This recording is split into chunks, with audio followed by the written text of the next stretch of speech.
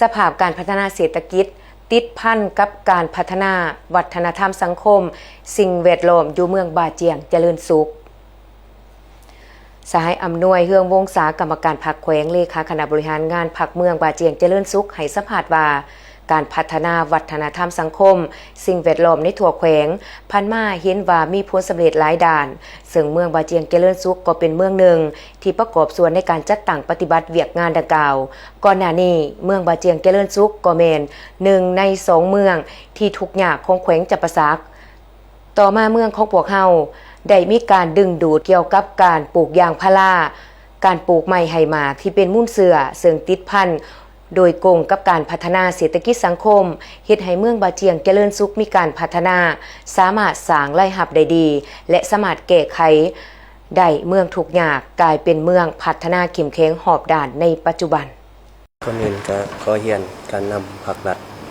อันสูงเรียนบรรดาสหายสมาชิกพรรควันนี้ข้าพเจ้าอำนวยเฮืองวงศากรรมการพรรคแขวงเลขาคณะบริหารงานพรรคเมืองบาเจียงเจริญสุขสุดที่ดีใจที่ได้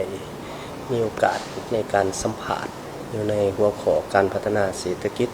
ติดพันกับการพัฒนาวัฒนธรรมสังคมและสิ่งแวดล้อมซึ่งในระยะผ่านมาก็เห็นว่าเมืองบาเจียงของข้าพเจ้าก็มีหลายอันที่ติดพันกับการลงทุนก็คือติดพันกับแผนพัฒนาเศรษฐกิจสังคมแต่ก็ปฏิเสธบ่ได้ทางด้านการงานด้านสิ่งแวดล้อมทางด้านวัฒนธรรมเห็นว่าเมืองบาเจียงของพวกเราก็มีหลายอันที่มีใบหน้าอันใหม่เนื่องในโอกาสที่ได้เข้าร่วมในการสัมผัสในการเข้าร่วมในการชื่นชมในแต่แสงในสุดนี้ก็เห็นว่านาเวียกเนี่ยที่สำคัญก็คือหัวข้อที่ข้าพเจ้านี้ก็เห็นว่า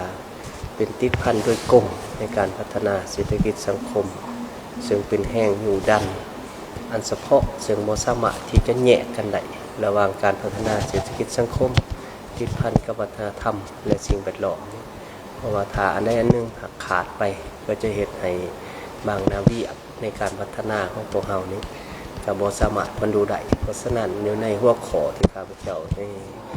ตรวจการสัมภาษณ์นี้ก็เห็นว่ามีความสำคัญหลายต่อกับเปียงานในการจะตั้งปฏิบัติตัวจริงอยู่ในขันหากฐาน